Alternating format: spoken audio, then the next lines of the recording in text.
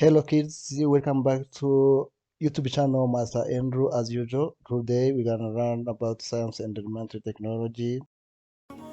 We're gonna start unit number 1, materials and tools used at home and at schools.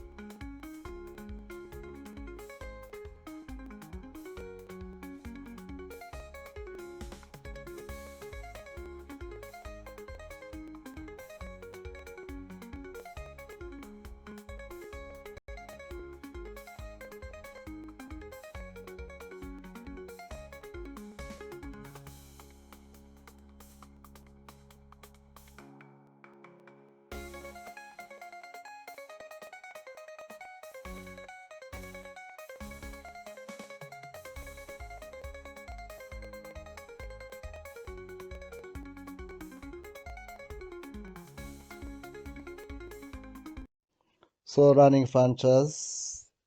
The first one is the desk. This is where we sit and write your B, chair, where we sit while run and listen. Classroom helpers. C, board, storage note and draw pictures for us. D, school bag. We carry out the bags and pencils. So for those who don't understand anything in Rwanda, today we're gonna learn about learning functions. Tugiye kwiga ibikoresho. Igikoresho cya mbere A cyitwa desk, naho twicara twandika. Chair, naho twicara twiga ndetse twumva. Hakaza board ni ikibaho naho twandika note cyangwa se tukaduringa pictures. Hakazamo D, school bag, nibyo dutwaramo ibitabo, dutwaramo pencils, amakaramu and something like that.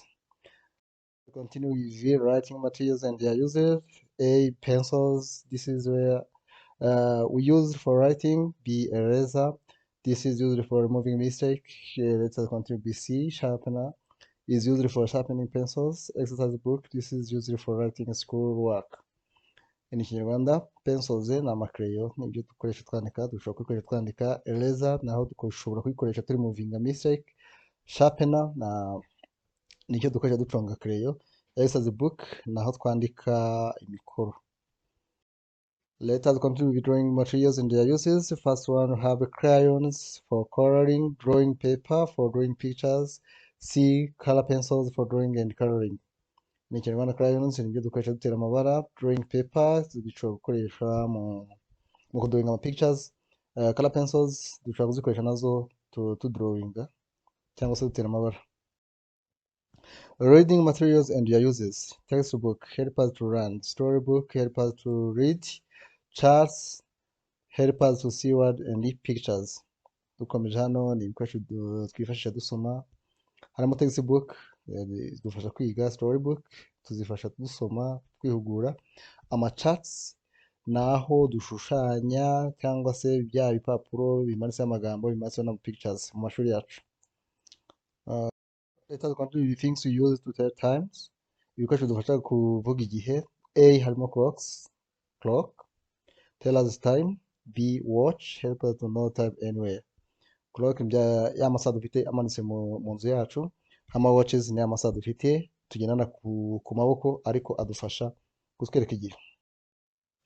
Let us continue with storage materials at school. A. Cupboard for keeping books. Shelves for keeping materials. Ni ibikoresho bidufasha kubika ibintu. Cupboard ni akabati kadufasha kubika ibitabo. Hakazamo shelves ni etajeri nayo idufasha keeping materials, kubika ibitabo, something like that. Turi kubibona hano ku bishushanyo. Let us continue with cleaning materials at school. A. Broom for sweeping, can be used for sweeping. Dustpan can be used for collecting rubbish. C. Mop can be used for cleaning floor.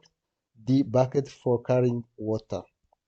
Mu Kinyarwanda dushobora kuvuga ko cleaning materials at school ni ibikoresho bidufasha gukora amasuku, guhanagura, gukubura, something like that. A. Broom idufasha gukubura. Broom can be used for sweeping, idufasha gukubura. Dustpan idufasha collecting rubbish, idufasha kwegeranya imyanda. Mop ni raclette nayo ishobora kudufasha cleaning a floor, guhanagura mu nzu. Bucket can be used for carrying water, idufasha gutwara amazi. Let us continue with the agriculture tools and their uses.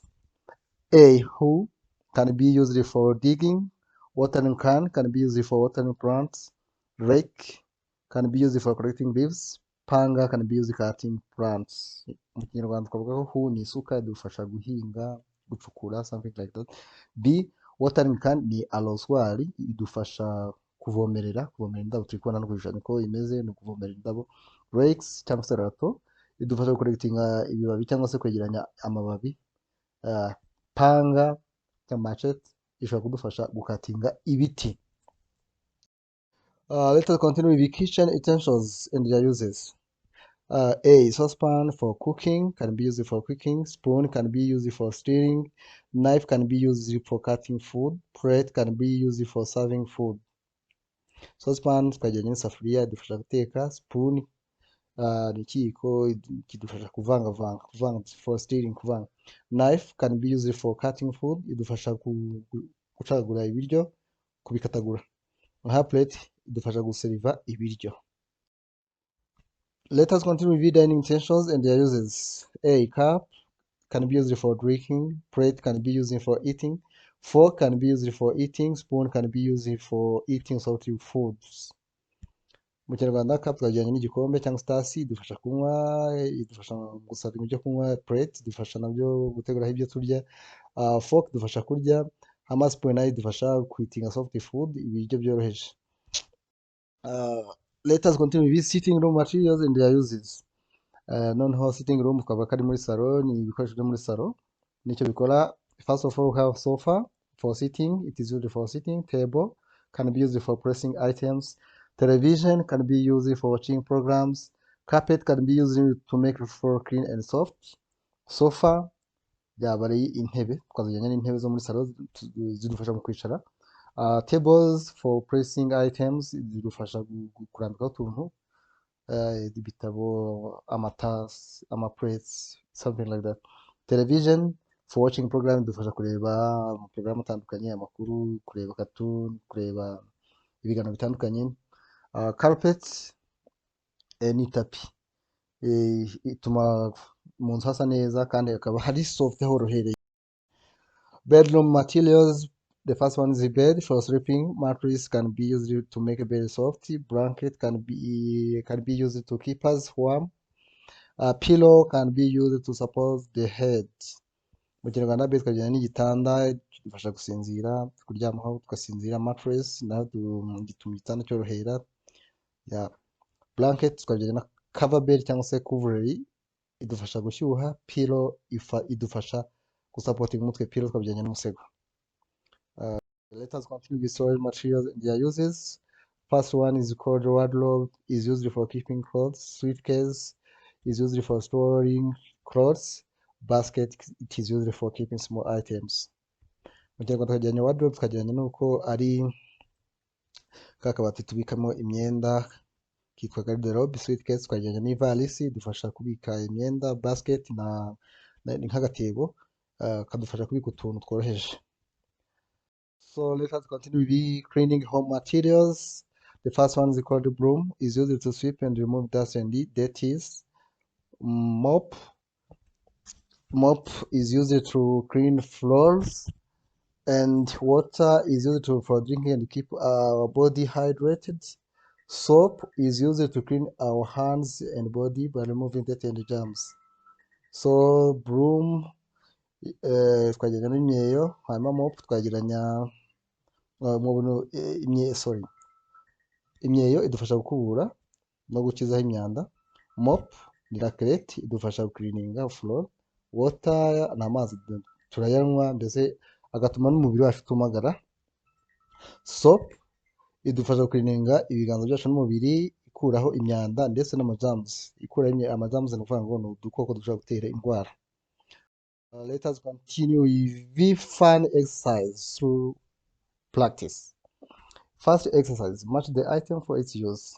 Draw a line connecting pencil, bed, saucepan with sleeping, cooking and writing.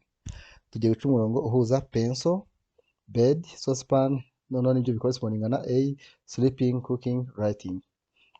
Pencil twagereranya ko twayihuza na C, bed twayihuza na A, hanyuma saucepan twayihuza na B. Let us continue with question number 2. Cycle the school materials. Cycle the words that are found at the school. Ugiye guhitamo muri ariya magambo among pencil, plate, crayon, sofa, book. Ugiye guhitamo amagambo akorespondinga n'ibikoresho dusanga ku ishuri. Ibikoresho dusanga ku ishuri. Ibisubizo rero uraza guhitamo, uraza gusanga ko pencil, crayons and books cyangwa se book tubisanga ku ishuri. Nibyo uhitamo. So let us continue another exercise. Fill in the blanks. Ugiye kuzuza hari umwanya ugiye kuzuzamo ijambo rivuga. We use to sweep the classroom. 2. A helps to know the time. 3. We use to store our clothes. Let us continue with the correct answers. We use, by starting with 1, we use a broom to sweep the classroom. 2, a clock helps to know the time. 3, we use a wardrobe to store our clothes. Let us continue with the question. Let's do true or false. Ugiye guhitamo true cyangwa se false. A fork is used for eating. Is it true or false? The correct answer is true. A hoe is used for sleeping.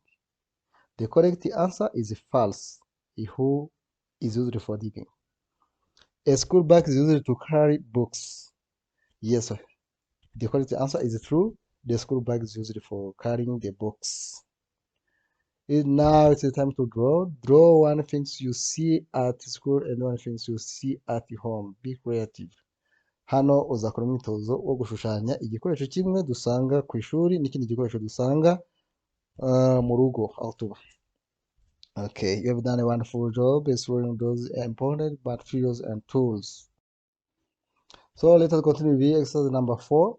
Match the item to its use. Okay, pencil. Draw a line to connect pencil, bed, saucepan. You are going to connect the pencil, bed, saucepan with sleeping, cooking, writing. Pencil, bed, saucepan. Uvuga ngo kereyo, igitanda, isafuriya. Hejuru A, B, C. Sleeping, cooking, writing. Pencil wasanga uri buze kuyihuza na C, writing. Pencil idufasha kwandika. Bed wasanga uri buze kuyihuza na A, idufasha gusinzira. Bed urayihuza na A. Hanyuma saucepan urayihuza na B, idufasha guteka. Exercise number 5. Cycle the materials found at school. Ugiye gucyclinga materials finding at school. Cycle the correct words: pencil, plate, crayon, sofa, book. The correct answer is pencil, crayon, and book. Let us continue with fill in the blanks. We use to zip the classroom. Helps to know the time. We use to store our clothes. We use a broom to sweep the classroom. B. We use a clock. Helps to know the time. We use a wardrobe to store our clothes. Let us continue with exercise 7. Say true or false. A fork is used for eating. Is it true or false? The answer is true. The fork is used for eating. A hoe is used for sleeping. The correct answer is false. A hoe is used for digging. A school bag is used to carry a book. Of course, yes. The correct answer is true. Exercise. Draw. Ask one to draw. One thing is used for eating and one thing is used for drawing.